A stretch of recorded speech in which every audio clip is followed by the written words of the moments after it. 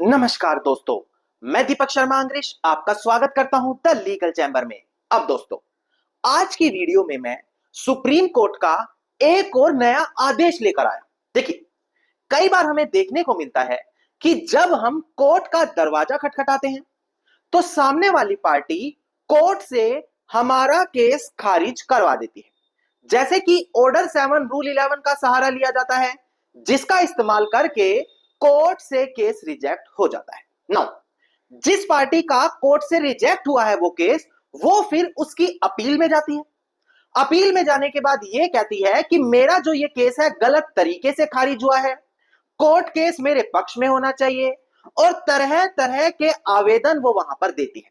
पर मैं अगर आपको बोलूं कि अगर एक बार आपका केस खारिज हो गया और आप केस को स्वीकार कराने के लिए ऊपर कोर्ट में गए, तो वहां पर आप अपने केस से जुड़े हुए दस्तावेज नहीं दिखा पाएंगे। जी हां, आप लोगों के लिए जो राहत होती है कि केस रिजेक्ट होने के बाद आप अपील में जाएं, तो आप अपील में जरूर जा सकते हैं, पर वहां पर उससे जुड़े हुए दस्तावेज अब नहीं दिखा सकते, क्योंकि जो अपीलियंट कोर्ट है, यानी कि अपील की सुनवाई कर रहा है, वो मेरिट पर जाकर आपके केस से जुड़े दस्तावेज नहीं देख सकता। अब इस चीज से जुड़ा हुआ प्रावधान क्या कहता है, सुप्रीम कोर्ट की जजमेंट क्या कहती है, ये सारी चीज मैं आज की वीडियो में क्लियर करके देने वाला हूं।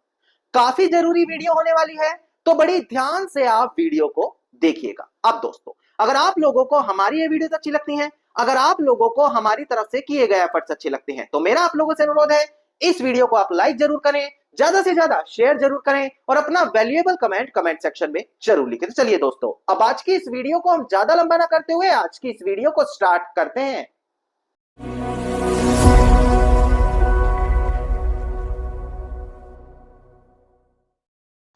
अब दोस्तों, सबसे पहले वीडियो की स्टार्टिंग में एक महत्वपूर्ण जानकारी मैं अपने सभी व्यूअर्स को दे दूं। देखिए, आप लोग जो रोजाना ये वीडियोस देखते हैं, यहां पर सभी जजमेंट्स हम नहीं ला सकते।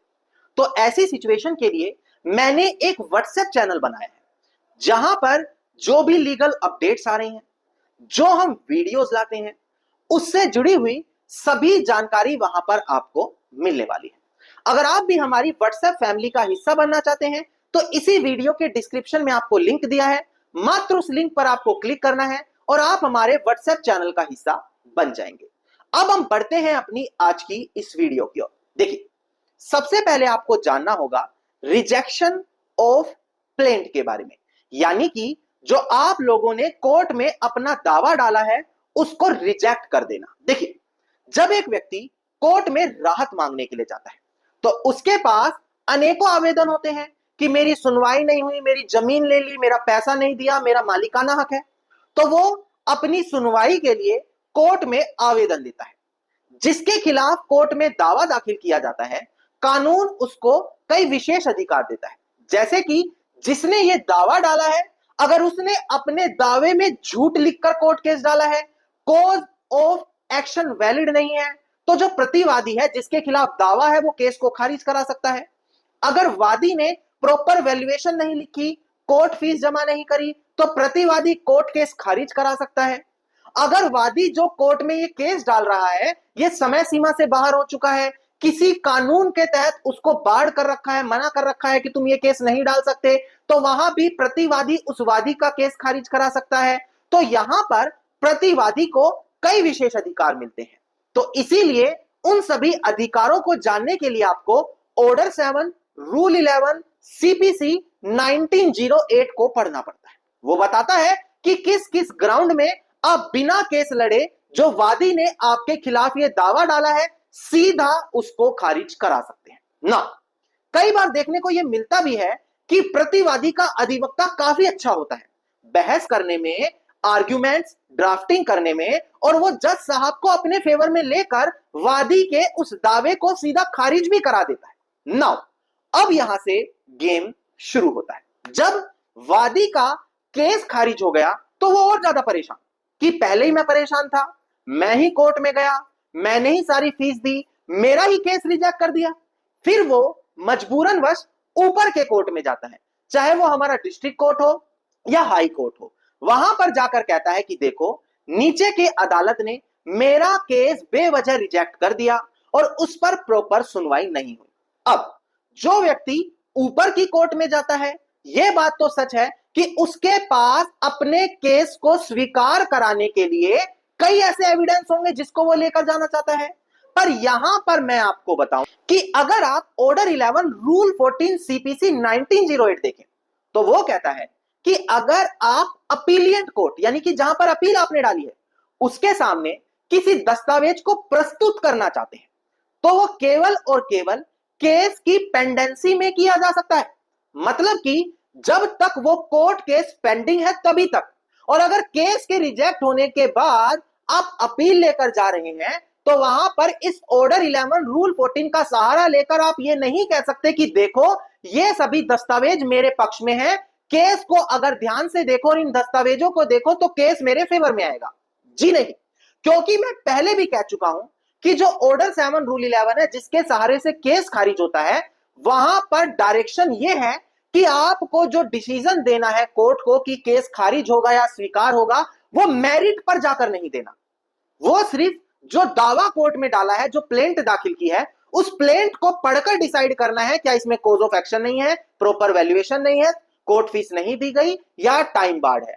आप मेरिट पर जाकर यह चीज डिसाइड नहीं कर सकते। अब दोस्तों, ये जो मैंने अभी आपको ग्राउंड बताया कि अपीलियंट कोर्ट में जाकर डॉक्यूमेंट नहीं दिखाए जा सकते, इससे जुड़ा हुआ सुप्रीम कोर्ट का काफी बड़ा फैसला आया है। अब एक बार आप लोग डिस्प्ले पर देखकर ध्यान दें। सबसे पहले मैं केस टाइटल क्लियर करूं, उसके बाद हम बात करेंगे कि सुप्रीम कोर्ट ने अपनी इस जजमेंट में आखिरकार कहा क्या। देखिएगा दोस्तों डिस्प्ले पर, देखिए केस टाइटल था श्री श्रीकांत एंड अदर, जो यहां पर अपीलियंट है, वर्सेस के मुनिवेंकटप्पा जो यहां पर रिस्पोंडेंट है। ये कनेक्टेड मैटर है, इसका सिविल अपील नंबर है 307 ऑफ 2025 और 23 अप्रैल 2025 की हमारी ये जजमेंट है। तो इससे अंदाजा लगा सकते हैं कि बिल्कुल लेटेस्ट जजमेंट है। और अगर आप इस प्रकार से हर लेटेस्ट जजमेंट और जानकारी को पाना चाहते हैं तो लीगल चैंबर को तुरंत सब्सक्राइब करके नोटिफिकेशन बेल आइकन जरूर दबा दें। नाउ डिस्प्ले पर देखकर ध्यान दें कि ऑनरेबल सुप्रीम कोर्ट ने अपनी इस बड़ी जजमेंट में क्या कहा। देखिएगा दोस्तों डिस्प्ले पर, यहां पर ऑनरेबल सुप्रीम कोर्ट ने क्लैरिफाई किया कि जो पावर दी गई है ऑर्डर 11 रूल 14 सीपीसी में कि यहां पर आप डॉक्यूमेंट्स अपने दे सकते हो, वो केस की पेंडिंग रहते हुए यूज किया जा सकता है। अगर एक बार केस डिसमिस हो गया उसके बाद आप इस प्रावधान का इस्तेमाल नहीं कर सकते। इसमें सुप्रीम कोर्ट ने बोला कि देखो यहां पर अगर एक बार आपका केस रिजेक्ट हो गया 7-11 में तो उसके बाद आप कोई भी एडिशनल एविडेंस इंट्रोड्यूस नहीं कर सकते अपील के अंदर कि देखो मेरे पास केस से जुड़े ये दस्तावेज हैं, ये एडिशनल एविडेंस है, इसको कंसीडर करो। जी नहीं, जो एडिशनल एविडेंस आप देना चाहते हैं, केस के अंदर जो दस्तावेज एडिशनली प्रेजेंट करना चाहते हैं, वो आपको केस के पेंडिंग रहते करना है। डिसमिस होने के बाद आप ऑर्डर 11 रूल 14 के प्रावधानों का इस्तेमाल नहीं कर सकते, वहां पर आपको बाढ़ कर दिया जाता है। अब अगर आप इस जजमेंट की कॉपी पाना चाहते हैं तो वीडियो के डिस्क्रिप्शन में आपको नंबर दिया है, वहां पर आप कनेक्ट होकर इस जजमेंट की कॉपी हमसे ले सकते हैं। और मैं उम्मीद करता हूं कि यह महत्वपूर्ण जानकारी आप लोगों के लिए काफी ज्यादा लाभदायक साबित होगी। अगर आपको हमारी आज की वीडियो अच्छी लगी तो वीडियो को लाइक, शेयर और कमेंट जरूर कीजिएगा। वीडियो से जुड़ा कोई क्वेश्चन है तो मुझे आप कमेंट सेक्शन में लिख सकते हैं। इसके अलावा अगर आप लोग इसी प्रकार की महत्वपूर्ण जानकारी रोजाना पाना चाहते हैं तो चैनल को तुरंत सब्सक्राइब करके नोटिफिकेशन बेल आइकन आप जरूर दबा दें।